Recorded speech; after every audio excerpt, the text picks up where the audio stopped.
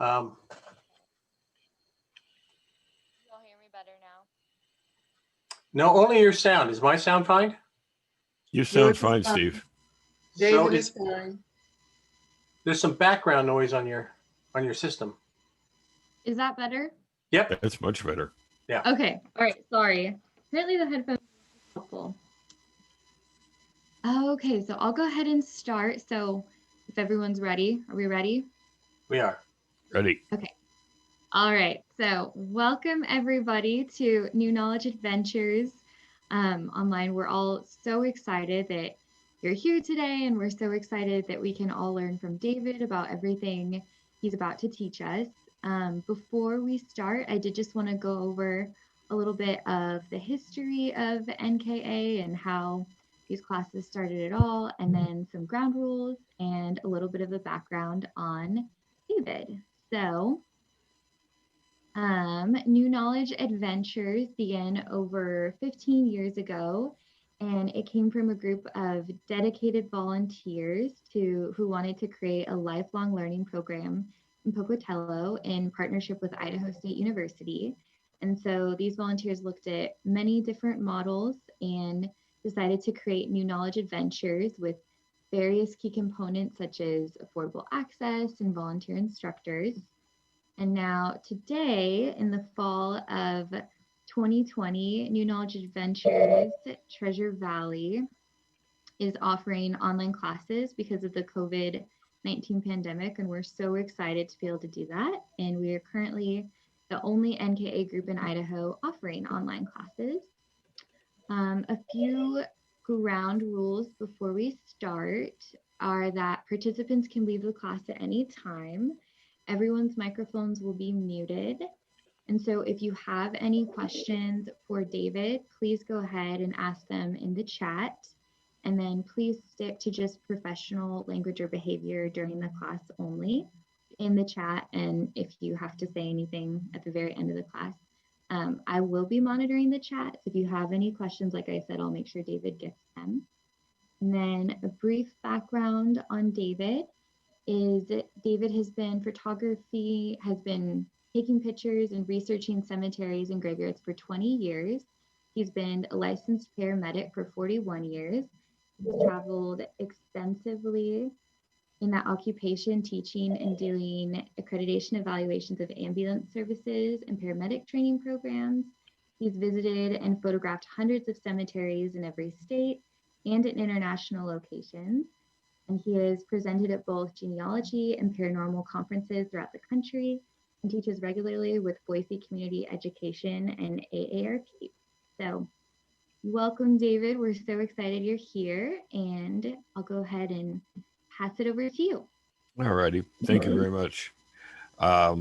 This is a busy time of year for me. I don't know if it's because it's close to Halloween, but a lot of people have asked about these classes lately.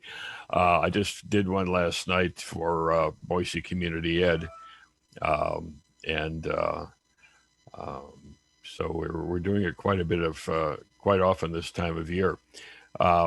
First off, I've been doing cemetery research and documentation and photographing for probably close to 20 years. And I got involved in it when I lived back in the Chicago area. I grew up there and got involved in photographing grave sites of old blues musicians, which I am a big fan of. And it just kind of blossomed out from that. So I now have literally thousands and thousands of photographs from cemeteries all over the world, which was kind of cool. Unfortunately, with the virus, my job as a paramedic, one of my primary jobs is I do on-site evaluations of ambulance services for an accrediting process. And because of the travel being restricted with my company, I haven't done that since March. So I haven't been able to visit many out-of-town cemeteries. But I post on Find a Grave. I've got about 20,000 pictures there. I got about another 20,000 I still need to put on there that I haven't had a chance to edit yet from my trips. Carved in Stone is kind of a class on a little bit of history of cemeteries, a little bit of that, and primarily the symbolism and the emblems that you see on the on the gravestones in the cemeteries. When we talk about symbols versus emblems and things, literally just from the symbols and emblems, a lot of times you can tell if the person that's deceased was an adult, a child, male, female, serious, had a sense of humor, had religious affiliations, fraternal organizations, things like that. And the one little disclaimer is that sometimes you're going to see a symbol on a gravestone, for example, a rose, um, and it has no deep meaning. It's just that the person liked roses. So it doesn't always necessarily have a deep meaning or symbolize something. It's just that they liked it.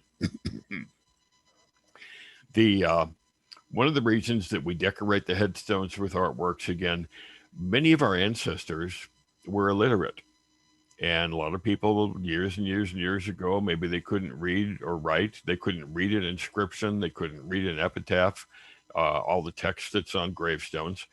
But the symbols were kind of a universal language. Many, many years ago, these symbols were very common and everybody kind of knew what they meant. Over the years, they've become not so obvious what they mean.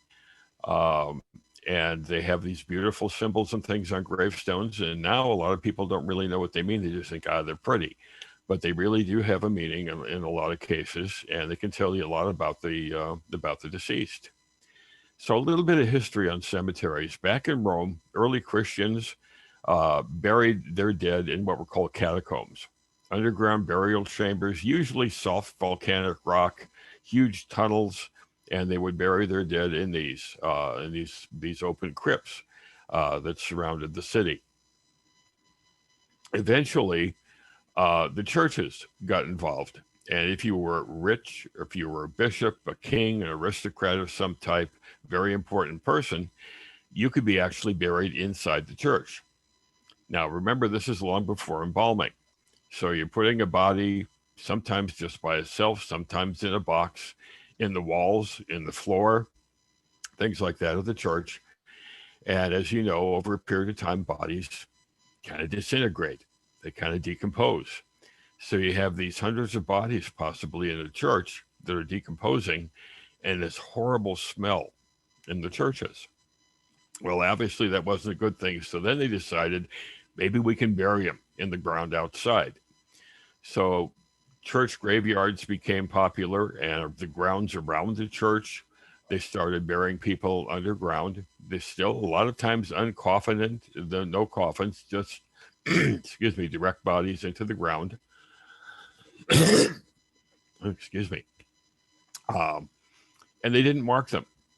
So eventually they got so many people buried in the churchyards that you couldn't dig a new grave without running into somebody else. So we started marking them. But church graveyards were the initial burying locations. And there's actually a difference between the term graveyard and cemetery. Graveyard specifically refers to a burying ground that's connected with a church, next to a church connected with it. They started using the term cemetery when the burying grounds got away from their church into other areas. First off, one of the early types of cemetery is called a homestead or family burial grounds, and this is on your property. You have a large ranch, you have a large farm, and family members die, so you designate a particular spot on your property to bury them, and that's your family cemetery, your homestead cemetery. Sometimes neighbors could be included if they didn't have their own burial ground, relatives by marriage. But burial grounds were actually on your property. That's where you buried your family. The church graveyards, again, were popular in the United States also. The really organized burial grounds, primarily for the deceased of the church's congregation. And again, the term graveyard refers specifically to burying ground that is connected with the church, and these are for the church members. And again,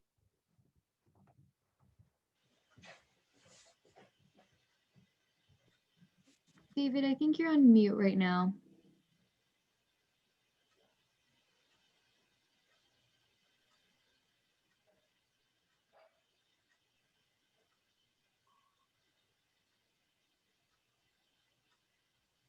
okay, is that better? I think I slipped and hit the wrong button. Yeah, you're good. Okay. Now, the church graveyard started to get full, and of course, people died that weren't members of a church necessarily. And now we start having what are called community cemeteries. This is where we start using the word cemetery as opposed to graveyard. It's not connected with a church. Oftentimes, it's run by the city or private group of people, and it comes from a Greek word that means sleeping chamber. And again, it's burying ground that's not connected with the church at all. The city or town cemeteries, that category, these were owned and operated and managed by a city, generally a few miles out of town. You really don't want a cemetery right in the middle of town, especially, again, this is pre-embalming, so there were some odors sometimes. And you always wanted them on top of a hill to prevent flooding. And the cities operated those, and that was for anyone, not necessarily just particular groups of people. We have kind of 1804 is kind of an important year for cemeteries. There was a very famous cemetery in Paris, and cemeteries were fairly plain initially.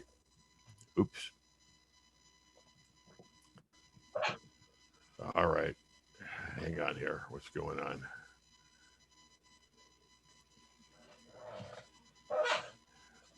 All right, so cemeteries originally were kind of plain. And the group that operated this very famous cemetery in Paris, very large cemetery, they well, what's going on here? They decided that cemeteries should be a nice place to visit. They should be pretty, landscape, trees.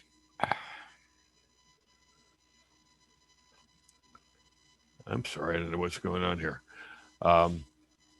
And be nice places to visit, and basically like a city park. And that's what this became. They called them garden cemeteries. And garden cemeteries became popular in this country also. And it was literally like a city park. So after church on Sunday, you'd go for a stroll through the cemetery because it was very beautiful. Ponds and trees and bushes and landscaping, walkways, very beautiful. Picnics even were conducted in cemeteries. Grandma is buried in this particular cemetery. So Sunday after church, we're all going to have a little family reunion and go to Grandma's grave and have a picnic with Grandma. And that was a very popular thing to do years ago. Have your picnics right there in the cemetery. Urban cemeteries is a term that we use for very plain, unlandscaped cemeteries. Counties or cities sometimes operate those, and they don't have a lot of money to put into landscaping, into the looks. So very plain, straight rows of stone, maybe some walkways, but very little, if any, as far as landscaping, bushes, trees, things like that. But very plain, managed by the city. And again, they don't have a lot of money to put into these.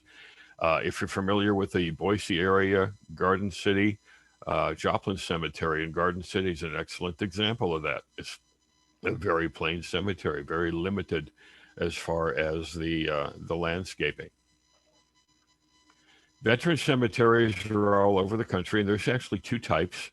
There are national cemeteries and there are state veteran cemeteries. The one we have here in Boise is a state veteran cemetery.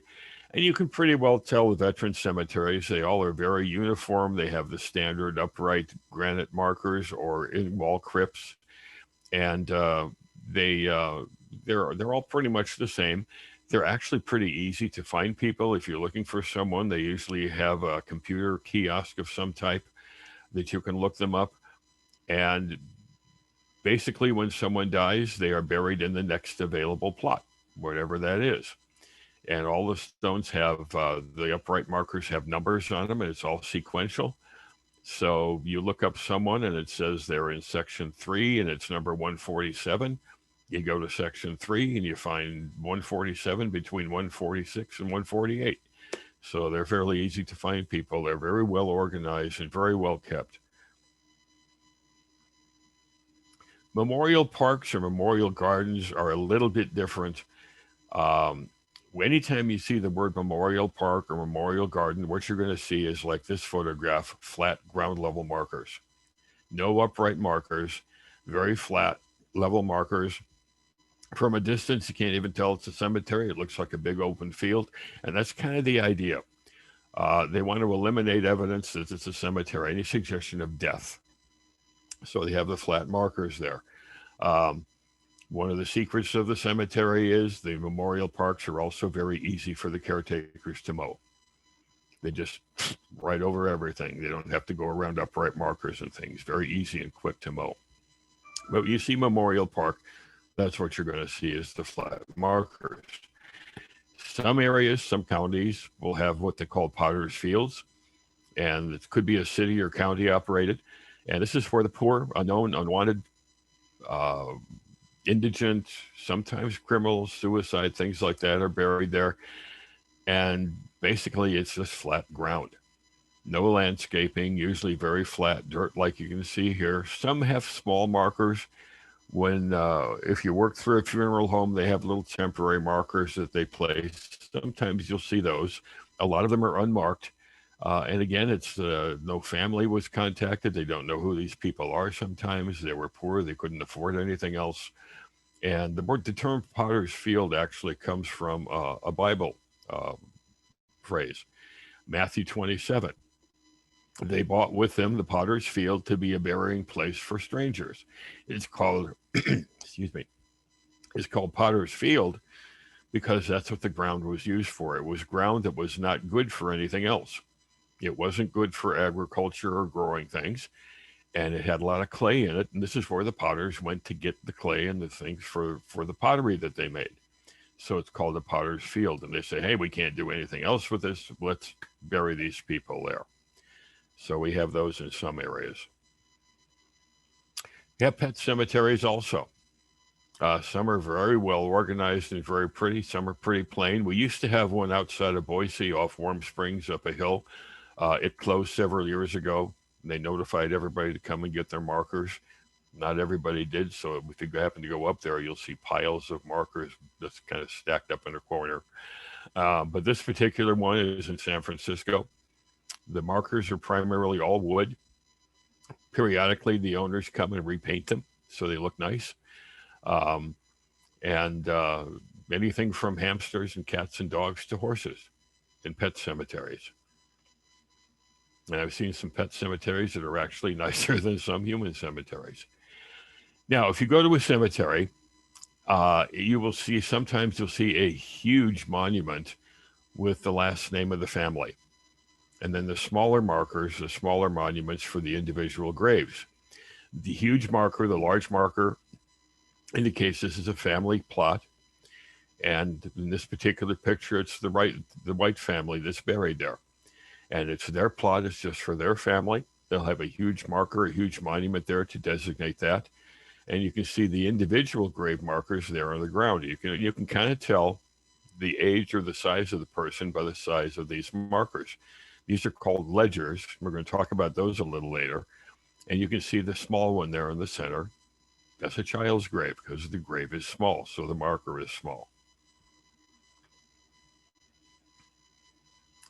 Sometimes the family plots will just be encased with a fence, and it indicates that that's their family plot. You can see here there's an entrance, a very nice archway with the family name. And a lot of older cemeteries, these family plots, you may find several generations because years and years ago, people didn't move around a lot. They stayed on the ranch, on the farm, wherever. And you may see 3 or 4 generations in these family plots, these family areas. Now, years ago, before we had backhoes, power digging equipment and things, graves were dug by hand. Grave diggers with shovels. And of course, in the winter, when the ground is frozen in some areas of the country, you can't dig the grave with a shovel because the ground is frozen. So many cemeteries, especially back east, but where they have pretty severe winters, you will see what they call a holding crypt or a holding vault.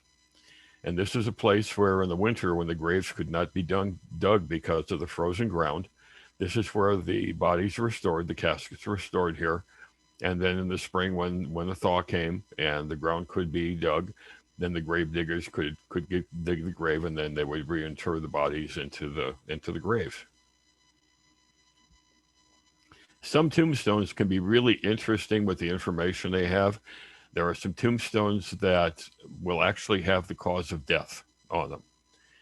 Besides the names, besides the dates, family felt, whoever placed the stone felt it was very important for you to also know how this person died.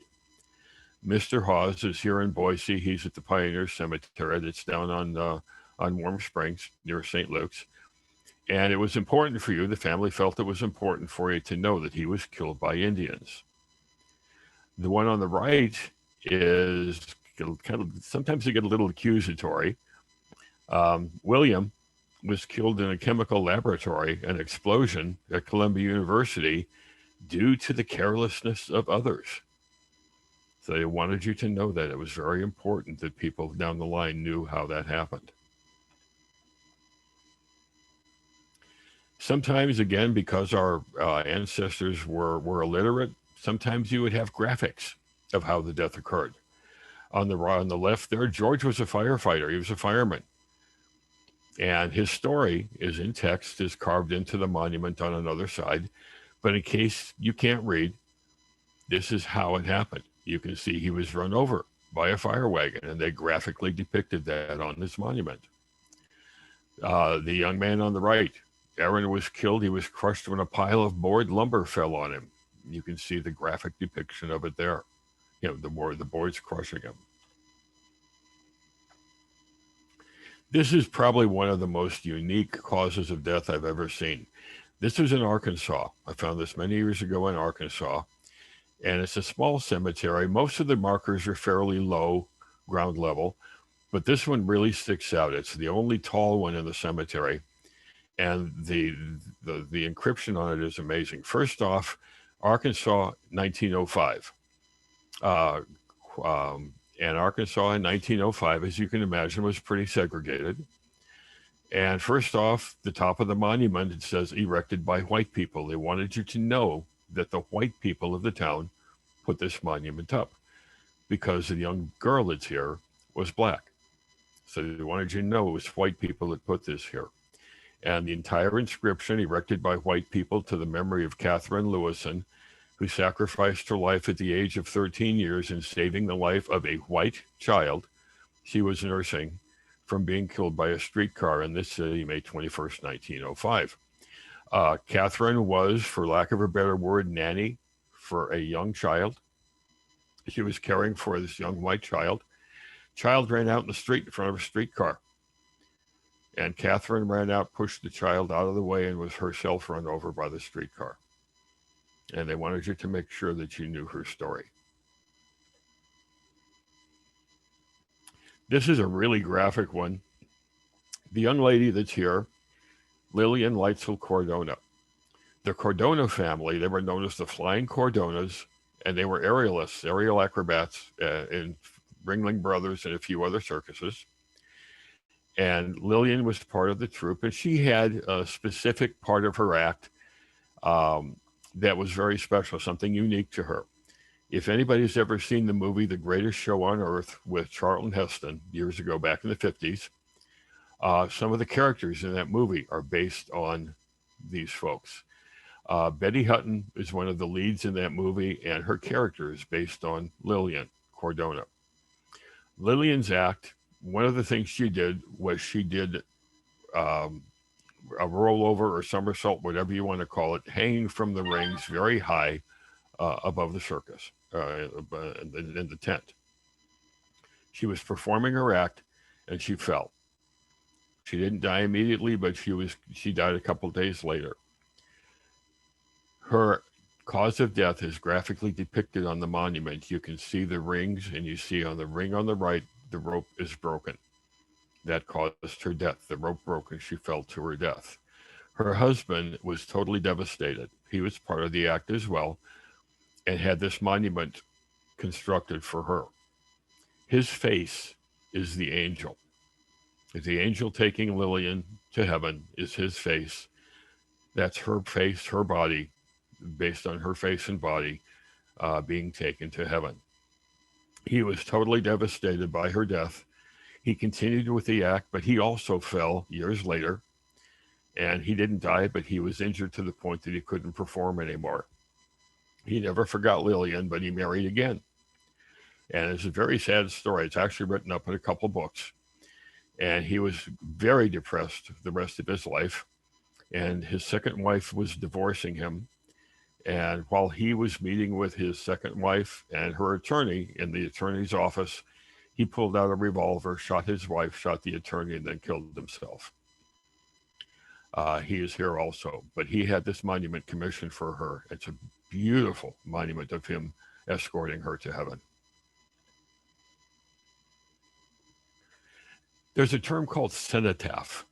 Cenotaph means empty tomb, and basically what a cenotaph is, it is a monument to someone who is buried elsewhere. But they want you to think about them in this location.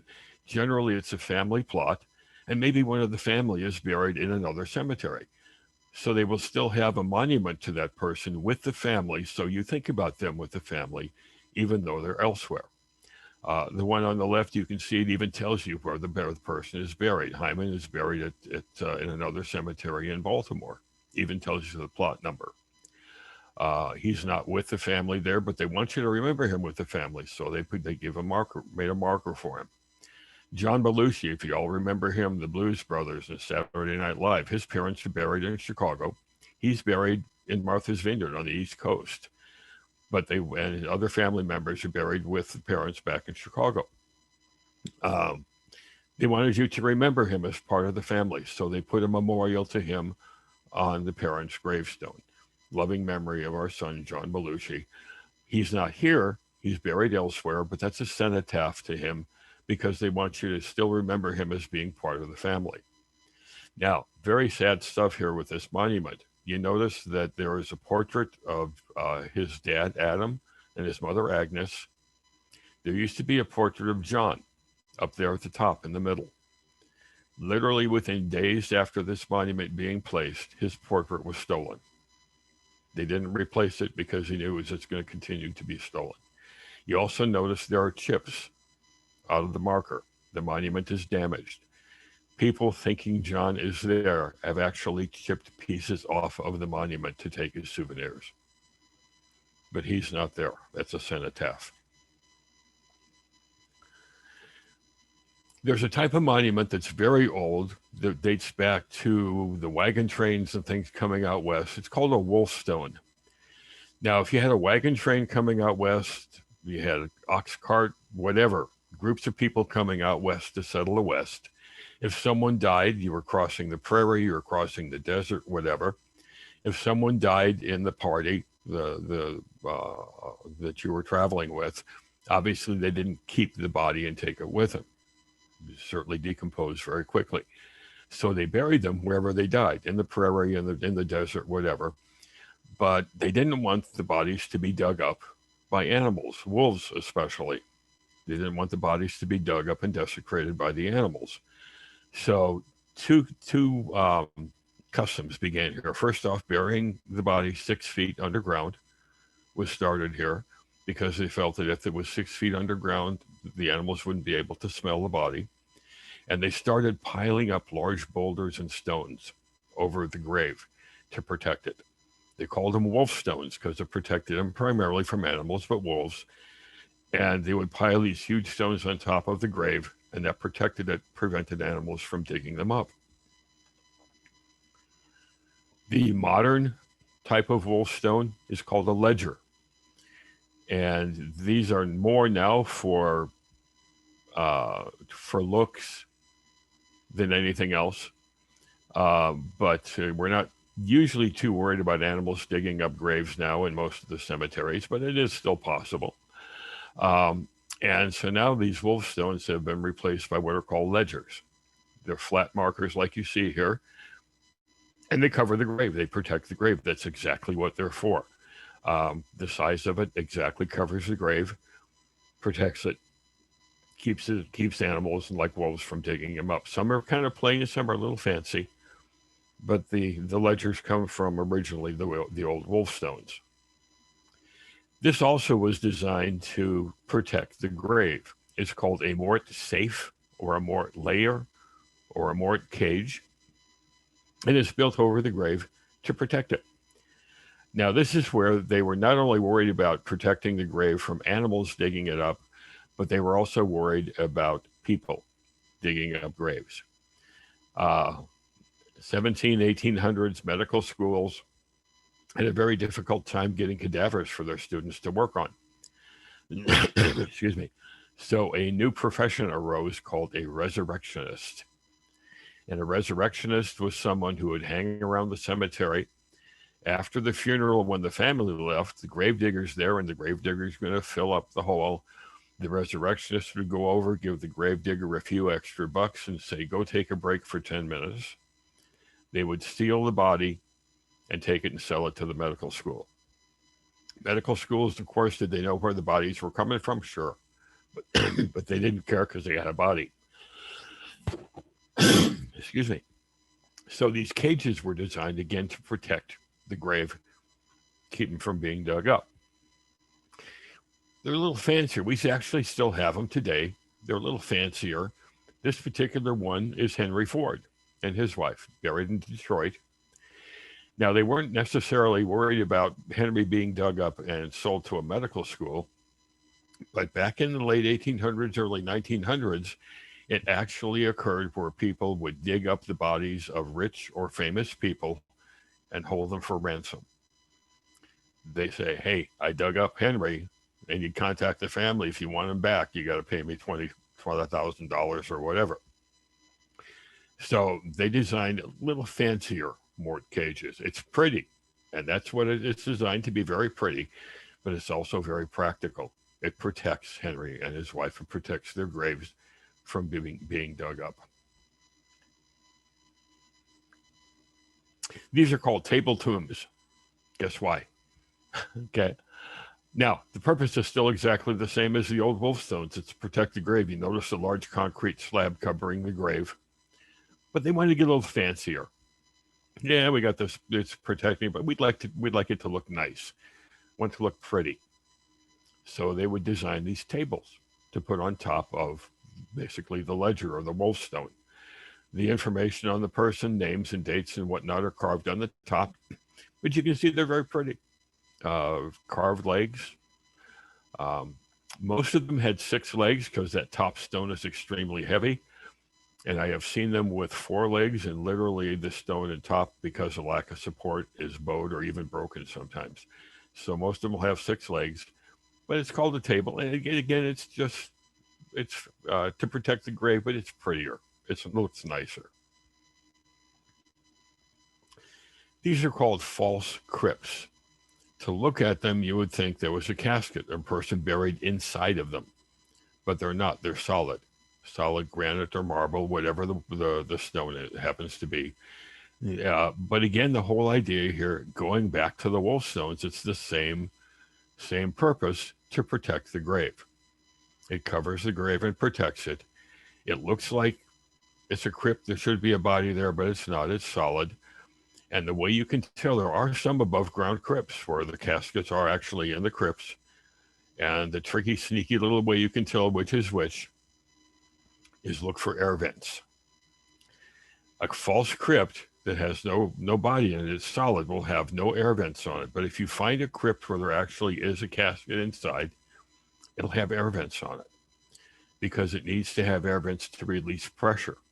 No matter what your funeral director tells you, caskets aren't always airtight forever. Fluid leaks out, pressure builds up inside. Sometimes they even explode. And if there were no air vents, if that casket happened to explode, the gases and things, it would blow up the crypt. So the air vents are there to release the pressure if that ever happens.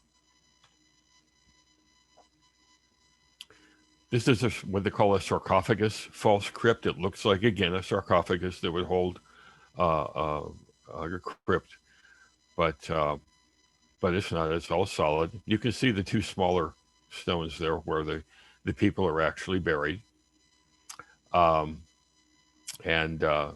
It's a sarcophagus basically comes from a Greek word called eater of flesh.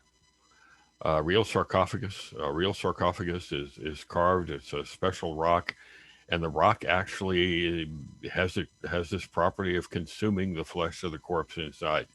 It's very rare you're going to see a real sarcophagus anymore.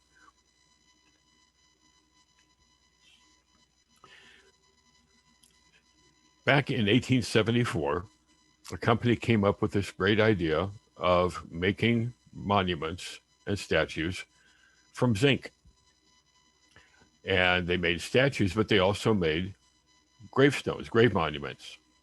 Now, zinc doesn't sound very pretty. So they came up with the term white bronze. White bronze sounds much prettier. And they sold these. They're hollow. They're made out of zinc. And there was only one company in the U.S. that made them. It was the Monument Bronze Company in Connecticut.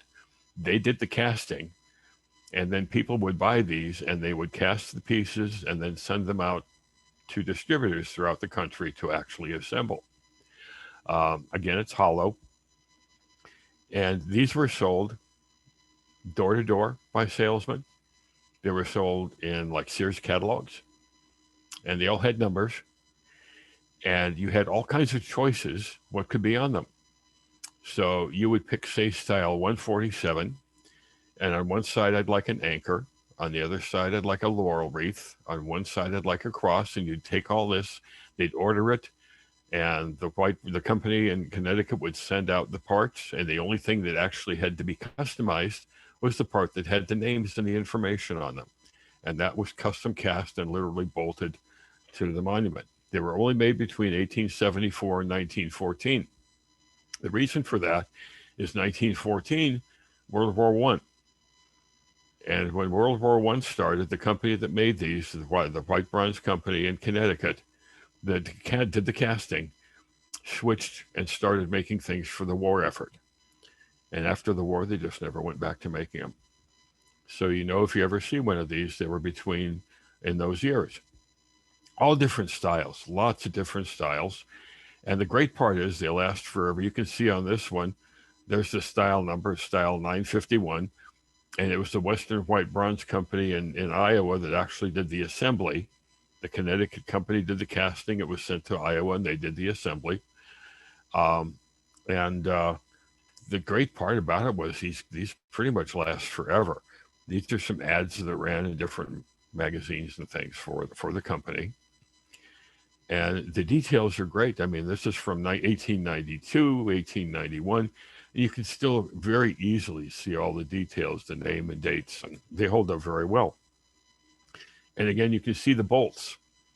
Each plate there that has the name and the dates and so forth, you can see the 3 bolts that holds it in place. That was the only part that had to actually be custom cast, and it was just bolted then to the frame.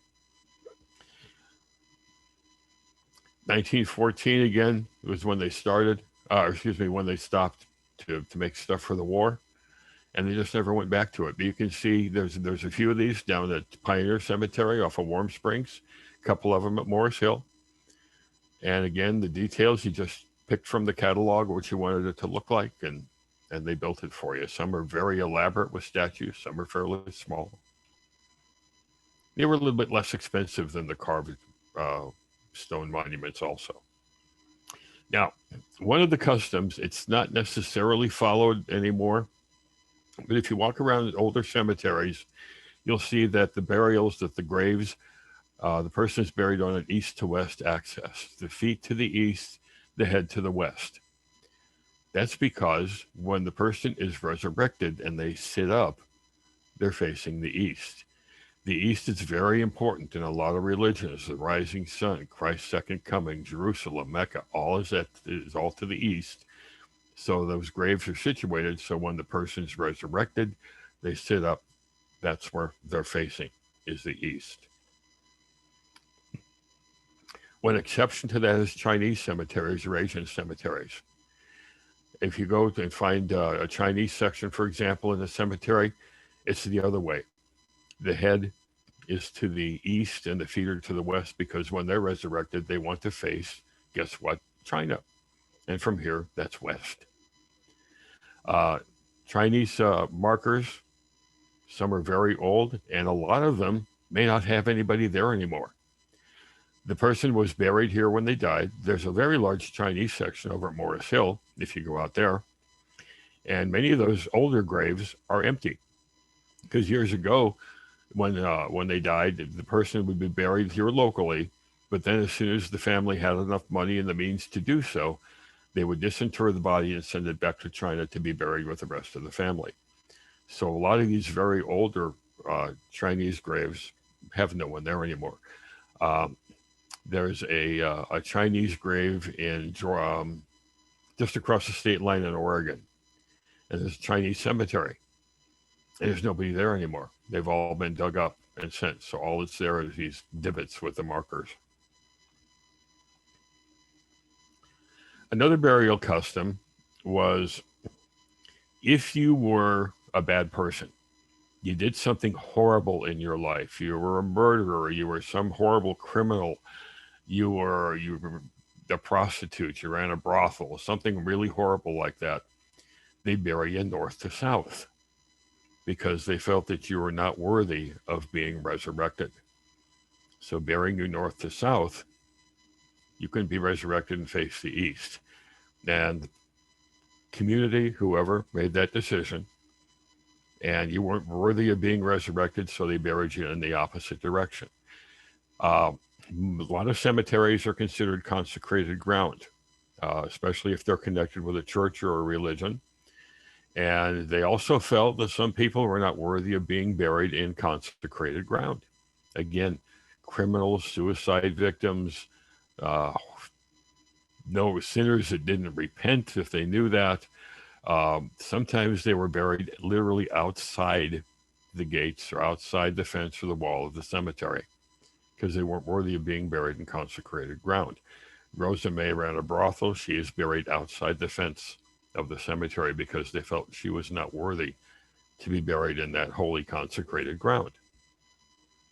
Another custom is many cemeteries have a separate section for infants and small children. There is a name for that they use that I really, really hate. They call it Babyland. And I hate that name. It makes it sound like an amusement park or something, but literally they'll have signs. This is Babyland. And that's a common term for it, but I really don't like it. But it's a separate section for infants and children. The reason they have that is because if an infant or a small child dies, or you're stillborn, for example, a lot of times the family's young. It's a young couple, and they may not have their own burial plot yet. They may not even thought about it. So the children are buried temporarily in Babyland in this child section. And then later on, when the family has their own family plot, the child can be moved to that family plot. Another reason, another custom is years ago, there were some religions and some cultures that felt that stillborns or newborns or infants who died before they were baptized could not be buried in consecrated ground. It was called original sin, and if a child died or an infant died before they were baptized, sometimes they had to be buried in this separate, unconsecrated section. If you've been up to Idaho City, there is a fantastic, amazing cemetery up in Idaho City. It's called the Pioneer Cemetery, or sometimes it's called the Boot Hill Cemetery. It's some really fantastic, beautiful old monuments up there. A lot of them have wrought iron fences around the graves, around the burial plots. It's pretty and it looks nice, but there's a practical side. They felt that the wrought iron fence kept the spirit from wandering around. For some reason, they felt the spirit couldn't pass through the wrought iron and was held there, so they couldn't wander around. And that was one of the reasons for putting up these fences. Wooden fences didn't work. It had to be wrought iron. Now, one of the common types of large monuments is called an obelisk. And an obelisk is basically a tall, four-sided figure, comes to a point at the top. And this goes back to some Egyptian heritage. The obelisk represents the finger of Ra, or the ray of sun. Ra was the sun god, represents his finger or a ray from the sun. Ra was the giver of life. And these were kind of based on that. They started showing up when For example, when they started finding the pyramids and the pharaohs and things, um, Egyptian culture became very popular in cemeteries. So these are called obelisks. A standard one is just four-sided, comes to a point at the top. Some are short, some are very tall. The one on the right you see there is an extremely tall one. The amazing part of that is all one piece of granite. And I actually got a chance to see pictures when that was moved into the cemetery, horse-drawn carts moving this huge, tall piece of granite into the cemetery and setting it up. It comes from a Greek word, obeliskos, tall, thin, four-sided, tapered at the top. David, I'm wondering if I could interrupt you super quick. Sure. Is that all right? Sure. Yeah, so I just wanted to let everyone know, again, if you do have questions, you can put it in the chat box, and that will be on the bottom of your screen. If you just roll your mouse or cursor over there, you should see a little chat logo, and then the chat box will pop up. So if any questions, go ahead and put it there. Thanks. Sure.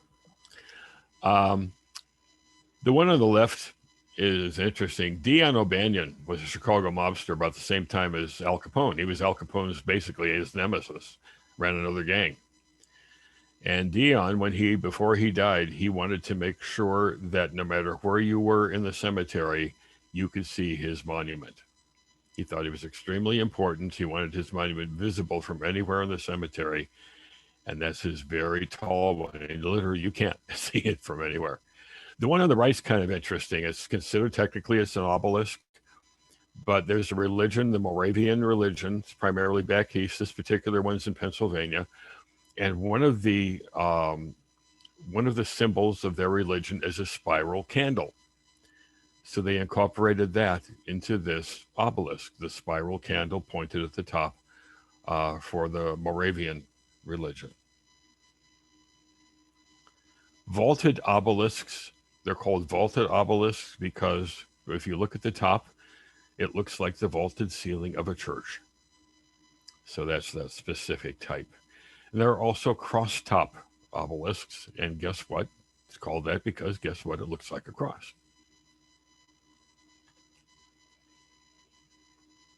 These are pedestal markers, and they'll have the pedestals for obvious reasons.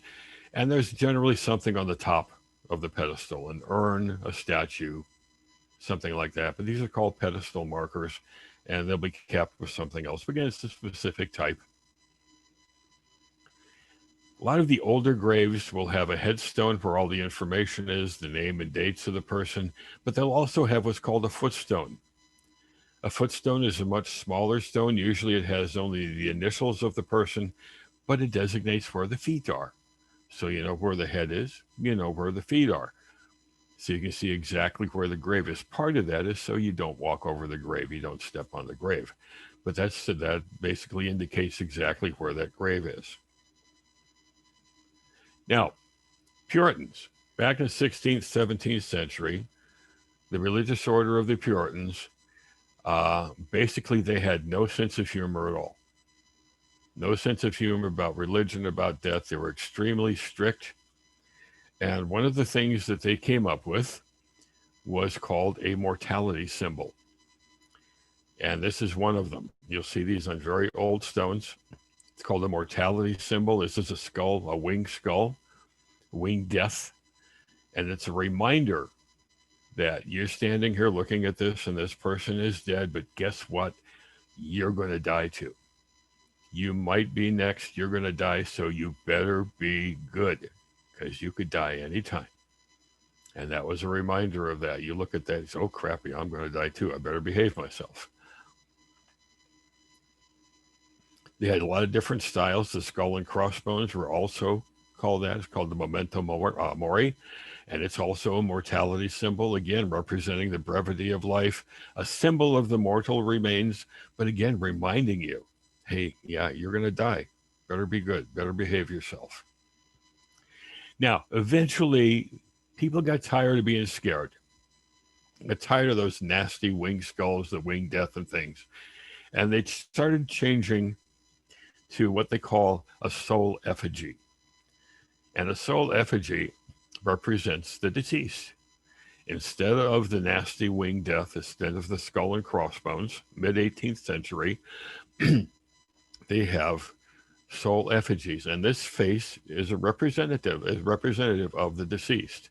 It's kind of designed to look like them.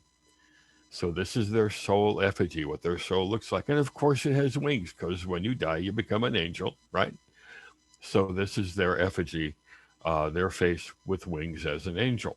That became more and more popular. Now, some of the stones also, you could tell the profession of the person that was there. Again, if you couldn't read, you could see this graphic. John was a minister. So on his stone, his soul effigy, so you can tell he was a preacher, it's him standing at his pulpit with the Bible in his hand preaching.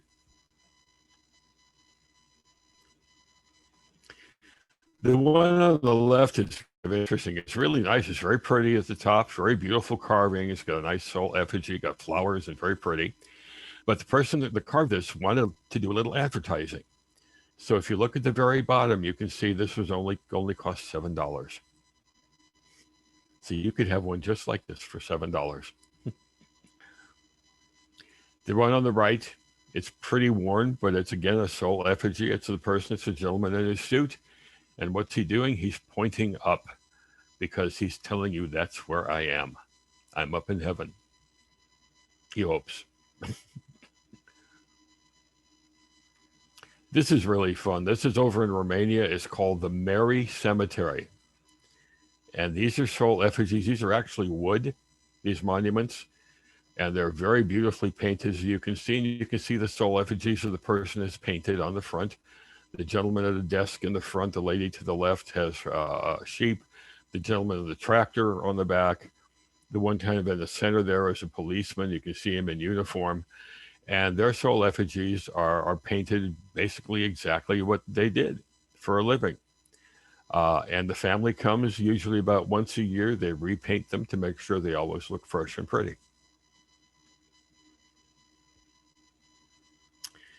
An hourglass is a very common symbol also, shows the passage of time.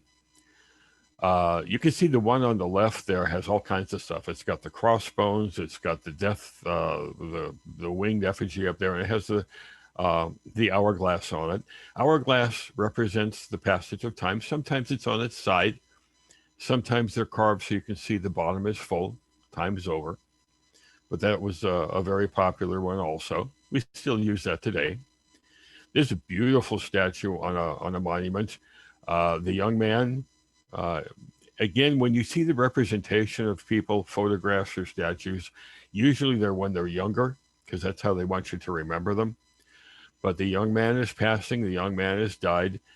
His wife or girlfriend, whoever that happens to be, is there holding onto his hand. You can see death in the back there holding the hourglass.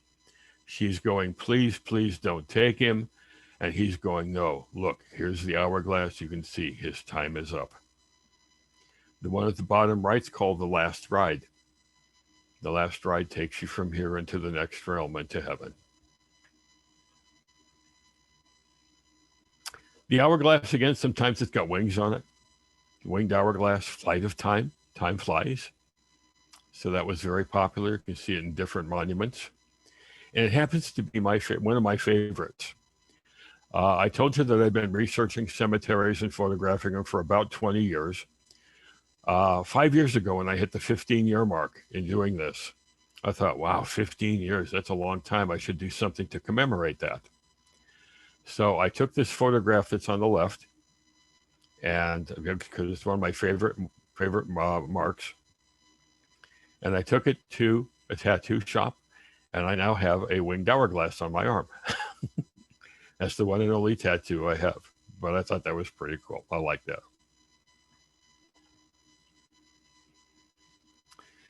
Here you have death snuffing out the candle of life.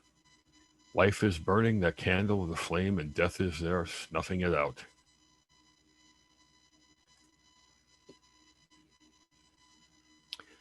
The urn and the weeping willows were also very popular in the 17 and 1800s, and is still used today. You'll see them on monuments. The urn is basically the symbol of death of the flesh. Years ago, early Christians cremated remains and put them in urns. When they found the pyramids and the pharaohs were there as mummies, they actually removed the pharaohs, removed the person's vital organs and put them in urns with a preservative like wine or oil, so that when the pharaoh was resurrected and came back, his organs were preserved for him. Those are put in urns, so it's a symbol of the death of the flesh. And the weeping willow is, as you can imagine, represents earthly sorrow, mourning and sorrow. And again, it's still used today on monuments. This one, we take all day looking at the symbols on this one. I'm just showing it as an example of all the different symbols that you might find. You've got everything on there. You've got hourglasses, you've got the scales balancing good and evil, you've got death, you got the fire of hell at the bottom, you've got God in heaven at the top, all that stuff going on. And you can get really complicated with this, but there's a lot of symbols there. Sometimes people would make stones, handmade stones. You could buy just the stone and carve it yourself because it was expensive. And maybe you didn't have the money to have the carving done. So you went out and you found a stone and you did the carving yourself. Now, sometimes people weren't always good spellers. And sometimes they ran out of room and had to continue on the next line. So first off the top, you can say here, H-E-A-R-E, here lies. And they were going to put the body, but they got D and the B-O, but they ran out of room. So the D-Y is on the next line for body. His name is John. They ran out of room again. So J-O is on one line. The H-N is on the next line. Who, same thing. W-H on one line. The next line down is the O. So who died, D-Y-E-D. And their abbreviation for November is kind of strange, but it's there. And you see these every once in a while. They're done by family or friends. And it still serves the same purpose. Portraits were very, very popular in the early and mid 1900s. These portraits were taken and literally printed on porcelain. And it's a porcelain portrait that's applied to the monument. An actual photograph of the person. There's some very beautiful ones. And again, because people wanted you to remember them when they were young and healthy and vibrant, a lot of times the portraits that are on these monuments are when the person was much younger. Because again, that's how they want you to remember them. These are really rare. These are photographs of the person actually in their casket. Very rare to see those on monuments. Now, one of the reasons there were some cemeteries originally that would not allow these in the cemetery. They would not allow the portraits to be placed on the monuments because they were easily damaged, vandalized, stolen. They're porcelain. And it would be horrible if you went to see grandma. Grandma died and you were mourning grandma. You were sorry she was gone. You went to grandma's grave and you saw her picture was broken in half or damaged or whatever. That would even increase your sorrow. So cemeteries initially, some didn't allow the portraits there because they were so easily damaged. This is a really rare hand-colored one, hand-painted one. The photograph was taken and then hand-painted. Now, these photographs, a lot of these photographs, people look really sharp. And there were actually folks that had portraits taken specifically for this purpose. They'd have a portrait taken, they'd get all duded up, they get all cleaned up and dressed up, have their portrait taken, because when I die 20, 30 years from now, this is what I want on my stone. They get their hat, their flower, the guy on the right's got his mustache whacked just right, and they're all sharp looking. Sometimes they look a little scary. Now, the reason these look kind of scary is you have to think back when photography was fairly new. The huge box cameras with the huge glass plates or the huge pieces of film and the not really sophisticated lenses. They didn't let in much light. So a lot of times when these photographs were taken, they had to be long exposure, sometimes a couple of minutes. And you had to remain absolutely still during that time. Otherwise, your photograph would be blurred. So the lady on the left, I'm sure they told her you have to hold absolutely still and you can't blink. Eyes are wide open. The gentleman on the right looks very stiff because he actually had a brace that went from the floor up the back of the person and clamped the back of their neck and held them there, held them in that upright position and stiff position so they couldn't move.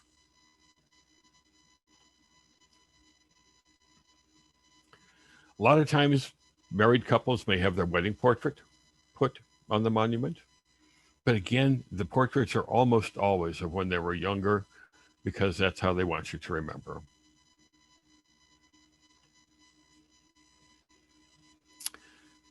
For a while in the 1800s, 1900s, they had what they call post-mortem photographs.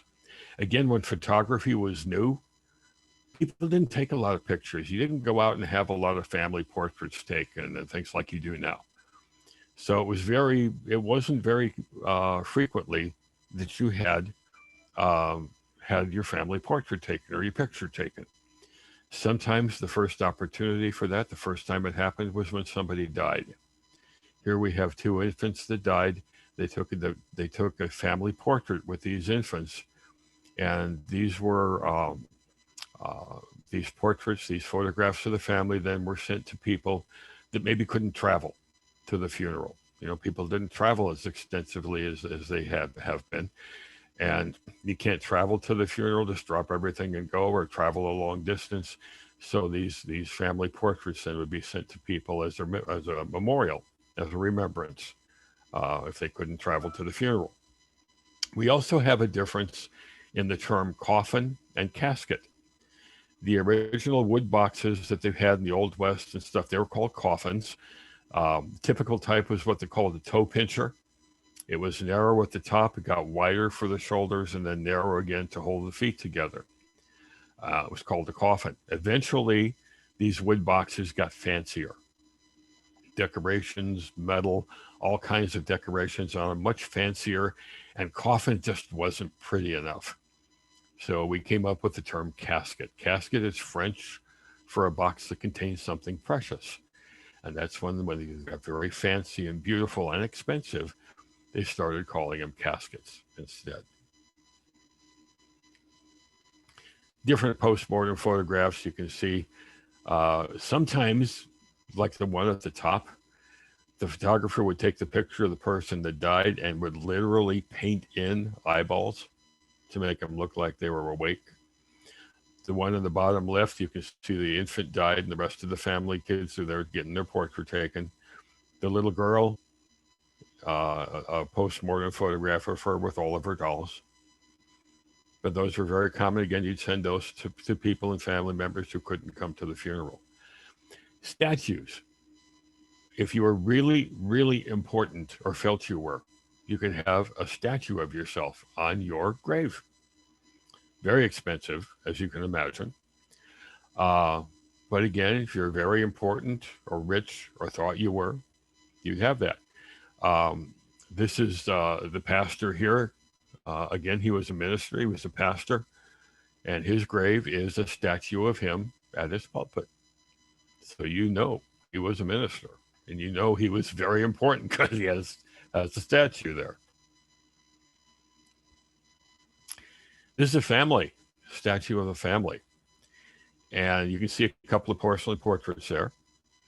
Now, this is a really interesting monument. The top piece there where the family statues are, it rotates because the graves are all around that monument. So whenever someone dies, wherever that grave is, the top monument with the family can be rotated so the family's facing that grave. Again, you can imagine how expensive that was. Just some other examples of statues, important people. People thought they were important. The one on the left is kind of interesting. This is this is a gentleman that was killed in a duel with a nephew of Napoleon. And the statue is exactly how he fell after he was shot by the nephew of Napoleon in that duel. It's a bronze casting, it's a bronze statue of him, very detailed, as you can see. And a legend developed with this statue. The legend was that if a young girl wanted to increase the chances of her becoming pregnant, she would rub a certain part of the statue. And if you look carefully at the center of the statue, you will see a part that is highly polished because it is frequently rubbed. They ended up putting a fence around it because too many people were trying to rub the statue.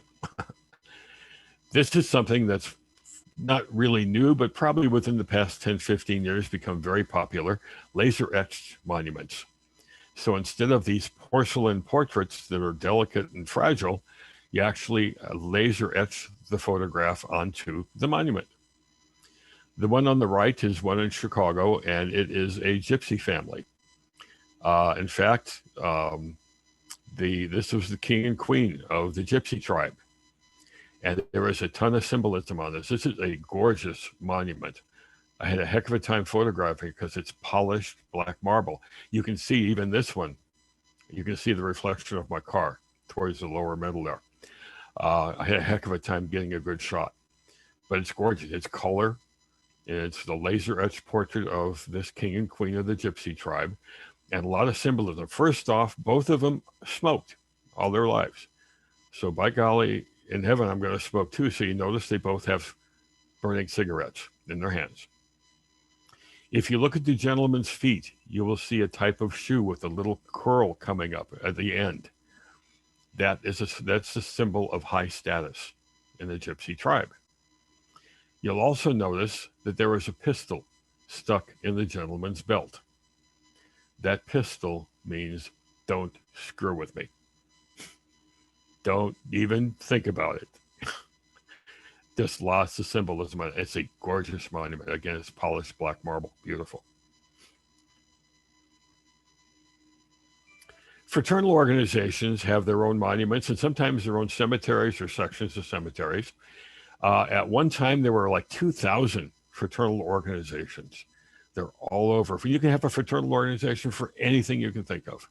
Get a group of people together that have a similar thought or a similar goal, and you're going to have a fraternal organization. We're going to talk just about a couple of the more common ones. First off, the Masons, Free and Accepted Masons, FNAM, established in London in 1770, came over here in the American 1730s. And the symbol is the Masons get their name relating back to the Masons that built King Solomon's temple. So these are the tools of the Mason: the square and the compass. The G in the middle stands for God. This is several symbols. This particular marker has several symbols of the Masonic order. The open Bible with the square and compass. The item to the left is a level, so that you make sure your wall is level. To the right, you have Jacob's ladder going up to heaven. You've got the sun on the left, the moon on the right, the morning and the evening, the all-seeing eye of God on the top. Lots of symbols there connected with the Masonic order. The square and compass you can see on the left. The one on the right, the star is the women's Masonic organization called the Order of the Eastern Star. That's their symbol. And once you're a Mason, there are other groups that you can join, other different types of organizations once you're a Mason. One of the groups that you can be as a Mason, you can become a Shriner. A lot of people know about Shriners, parades and circuses and things, but they also support children's hospitals. Most fraternal organizations have some type of a charity that they support. The scimitar, crescent, star, symbol of what's called the ancient Arabic order of the nobles of the mystic shrine, the Shriners. And you have to be a Mason first. There's an African-American Masonic group called the Prince Hall Masons. It's an African-American organization. They take their name from a free black man, Prince Hall. He fought in the Revolutionary War. They have their own section of cemeteries, or sometimes their own cemeteries. And when this group first started, due to the segregation in the past, that's why the Prince Hall Masons often have their own separate cemeteries. Another group, a Masonic group, is called the Knights Templars. The crown and the cross is their symbol. You'll see that on monuments. And another Masonic organization is called the Royal Arch Masons. It gets the name from the arch that holds the keystone that holds the arch together.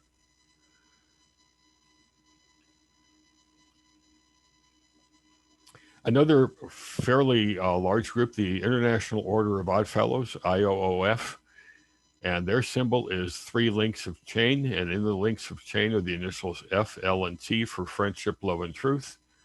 You'll see that symbol. The monument on the left there, the symbol on the right is the women's Odd Fellow group called the Daughters of Rebecca, the moon and the dove with the olive branch.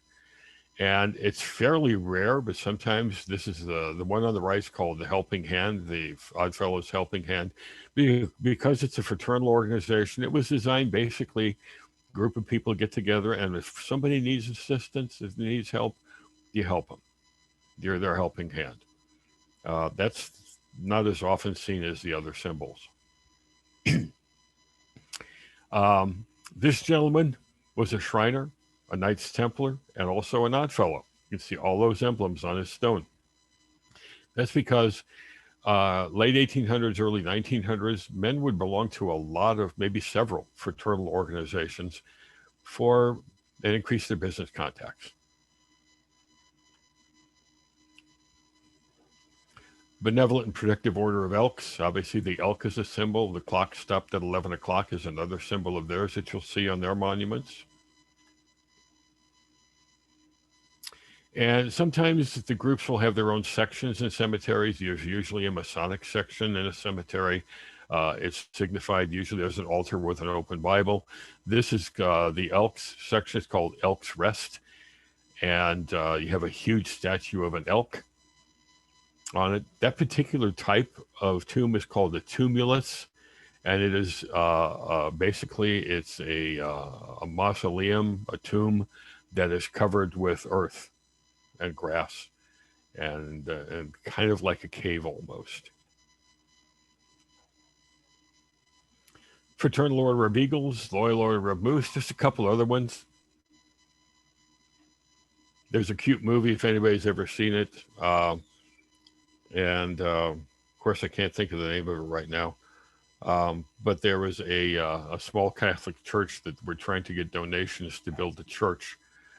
And they were going through all the different fraternal organizations that they had contacted for donations. And she's going, okay, I contacted the elk, the moose, the eagle, the Kiwanis. He goes, Kiwanis? What kind of an animal is a Kiwanis? A lot of them are named after animals. Now, Knights of Pythias is another fraternal organization founded after the Civil War. Their symbol is the knight's helmet with a bird on the top, the 2 crossed axes, a shield with skull and crossbones, F, C, and B, friendship, charity, and benevolence, and 3 links of chain there at the bottom. And another large organization, at least it was at one time, called the Woodmen of the World. Some offshoots of that. They have Modern Woodmen of the World, a couple other groups with that similar name that were offshoots of this. And they were founded, again, as a kind of a benevolent society to help each other out, to help out your brother woodman. And one of their mottos is, no woodman will rest in an unmarked grave. So part of being a woodman is that the organization provides you with a gravestone. And of course, since it's Woodmen of the World, they all look like wood. Stumps, trees, things like that. They often will have the seal of the woodman, which you can see on both of those. Somewhere on it, usually it will say, here lies a Woodman of the World. And it may have the tools of the woodman, maybe an axe and a mallet that's crossed. They're fairly easy to spot. Just another example of some of their monuments.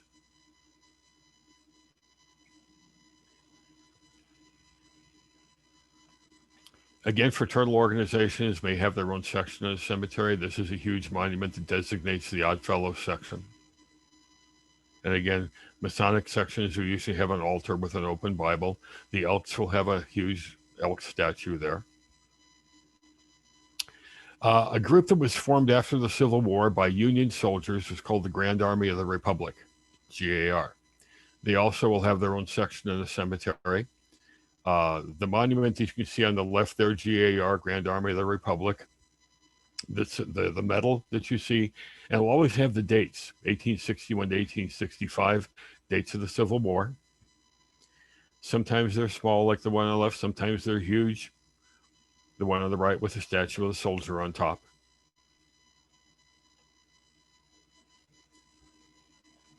Now, some symbols that you used to see on stones, not so much anymore, but the two dates, the birth date and the death date. The birth date will have a star next to it. The death date will have a cross next to it. So you know which is which. Broken chains, and chains have a specific meaning. The chain on the left, the link is broken. That means that God has come down and broken the chain that binds you to earth and its earthly sorrows and troubles and pain. You have been freed from the earthly sorrows. God has come down and broken that chain and released you. The one on the right with the missing link, the chain itself represents the family. The link that's missing is the deceased that's now physically gone from the family. Fingers pointing up, again telling you, hey, I'm up there. At least he hopes he is. That's where I went. I've gone to heaven. Now, a finger pointing down does not mean they're in hell. Finger pointing down, the one on the left, that doesn't mean that, hey, my wife's in hell. No, that means that God has come down. That's the hand of God coming down to take that person to heaven. Pointing, you're coming with me, you're next, you come with me. And God escorts them up to heaven. The one on the right is the hand of God coming down, and you can see the graphic of him actually breaking that chain of earthly bonds. You're no longer bound to earth by that chain of pain and suffering and sorrow. Here's a couple other examples, the hand of God coming down. The one on the left, the gates of heaven are opening up for the deceased, and the hand of God is there helping him.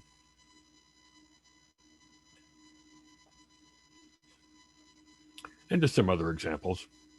Sometimes God will be plucking a beautiful rose, a flower. God's garden must be beautiful. He only takes the best.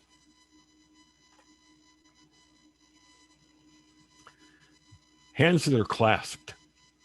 Usually when you look at the hands and look at the sleeves, you'll see that one sleeve is obviously feminine and one is obviously masculine. And this is a husband and wife. And just like in the wedding ceremony, the wife's hand is outstretched for the husband to hold.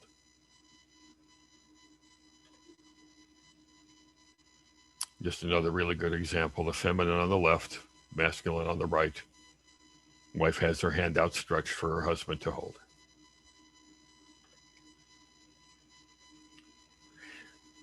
Now, in the Netherlands, Protestants cannot be buried in Catholic cemeteries, and Catholics can't be buried in Protestant cemeteries. We had a Catholic wife and a Protestant husband. They couldn't be buried together. So the wall that separates the two, they buried one in the Protestant side and one on the Catholic side, and their hands are outstretched over the wall holding each other's hand. You can get very creative. Now, sometimes the sleeves are the same. And there's two theories on this one. One is the hand of God. The one outstretched is the hand of God holding his hand out here. Take my hand, I'll help you over. Another theory is that possibly that's the hand of a deceased ancestor that's coming to help you cross over.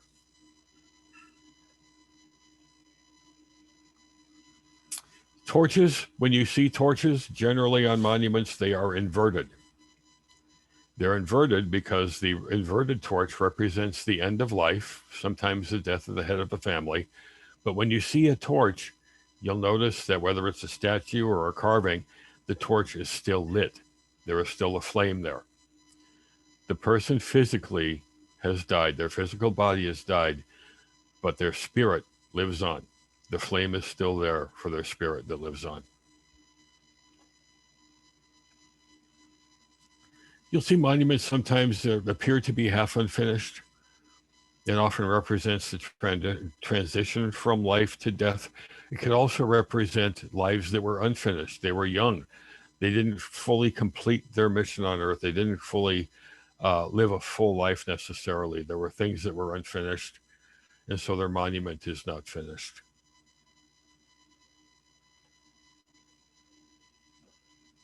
Gates of heaven again, the gates of heaven opening up. You can see behind the gates, the one on the right, the crown of glory back there, waiting for the person as he passes through the gates of heaven. And the biblical phrase, you know, in my Father's house are many mansions. So there's the mansions on the left. And again, archways, pillars, gates. That's the passageway to heaven. Gates of heaven opening up.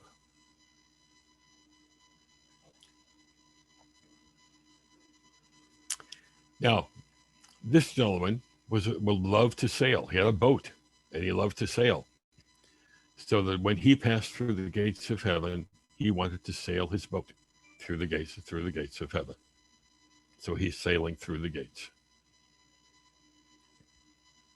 Anchors, years ago, when Christians were persecuted, an anchor was a disguised cross.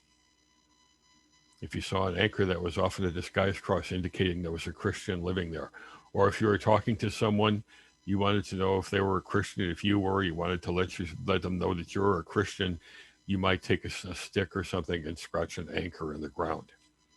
But an anchor is a disguised cross, but it also means you're safely anchored in God's harbor. You're not out in the wild tempest of the waves and the wind and stuff. You're safely anchored in God's harbor. And safe. You see it on monuments and statues also. The tree, again, a lot of times it's a woodman, sometimes it's not. Could be the tree of life. Tree is also a symbol of eternity and humanity. Bible, the tree of life, tree of knowledge. Could be the family tree also. It's not always a woodman. The one on the left is husband and wife. You can see the trees, the branches are intertwined. The one on the right, that large branch is broken. The broken branch, anything broken generally indicates the deceased, a life cut off. Now, they're not completely broken off, though. You can see it's broken, but they're still attached to the family because physically the body has died, but their spirit is still with the family. They're still there.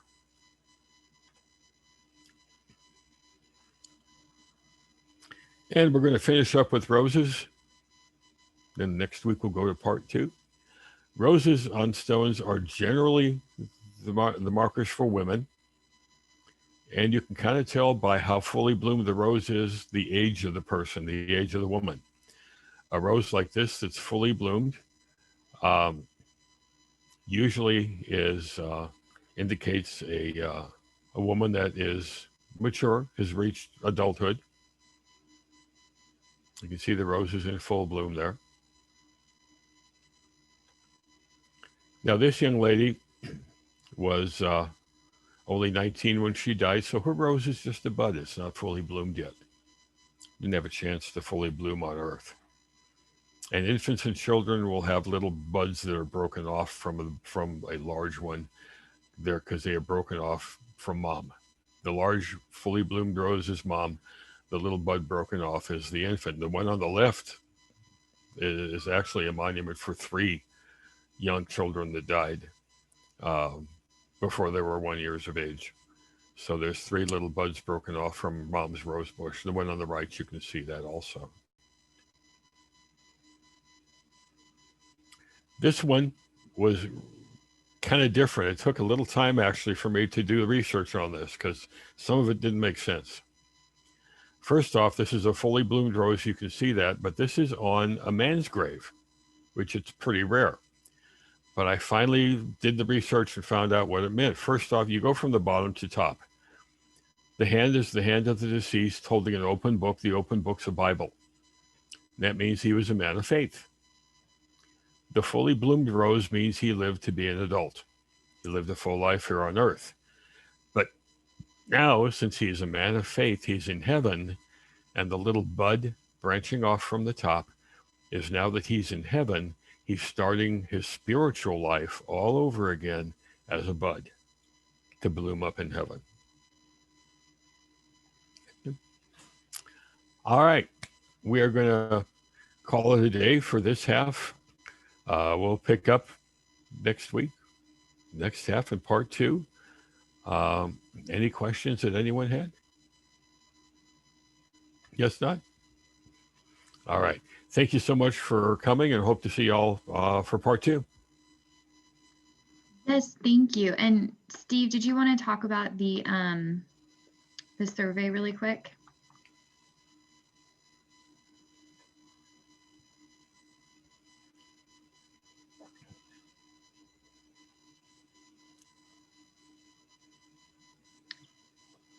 So yeah, so as y'all can see on your screen, and Steve also put it in the chat box as well. So again, if you just go to the bottom of your screen and hit that chat logo, you'll see it there. But if you wouldn't mind just taking a few minutes to take the survey, it helps us know what we can do better, how the presentation went, and just anything we can do to improve on NKA. So thank you, David, so much for teaching, and thank you everyone for attending. And if there aren't any questions, we'll go ahead and close the class. So thank you. So Thank you. next week, part